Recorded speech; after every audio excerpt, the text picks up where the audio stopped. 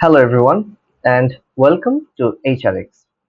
HRX এ আজকে আমরা দেখব HR অ্যাডমিন প্যানেল থেকে কিভাবে একজন HR লিভ ম্যানেজ করতে পারেন।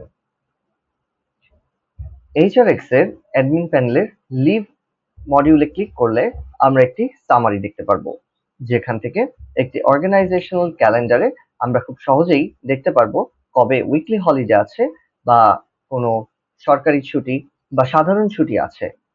পাশাপাশি আমরা দেখতে পারবো কোনো এমপ্লয়ি কি ওই তারিখে লিভে আছে কিনা। স্পেসিফিক এমপ্লয়ির লিভ ক্লিক করলে আমরা তার ইনফরমেশন এবং লিভটি অ্যাপ্রুভ হয়েছে কিনা সেই ইনফরমেশনগুলো দেখতে পারবো। পাশাপাশি এখানে ইন্ডিকেটর দিয়ে government holiday, weekly holiday, event, festival এবং এমপ্লয়ি লিভ আইডেন্টিফাই করা হয়েছে।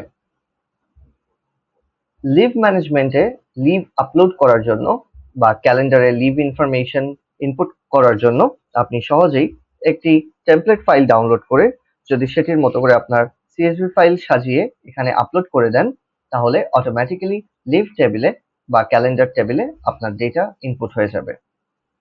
পাশাপাশি আপনি এডিট ক্যালেন্ডারে যে কোনো ডেটে গিয়ে ওই তারিখের লিভ ইনফরমেশনটিকে আপডেট করতে পারবেন।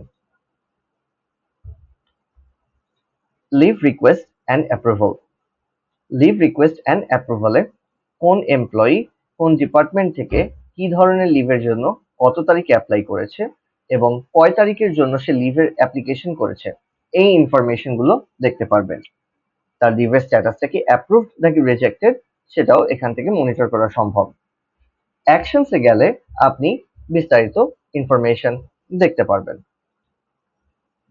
এবং এই সমস্ত ইনফরমেশন আপনি চাইলে ডেট রেঞ্জ দিয়ে ফিল্টার করে, স্ট্যাটাস দিয়ে ফিল্টার করে কিংবা ডিপার্টমেন্ট দিয়ে ফিল্টার করে দেখতে পারবেন।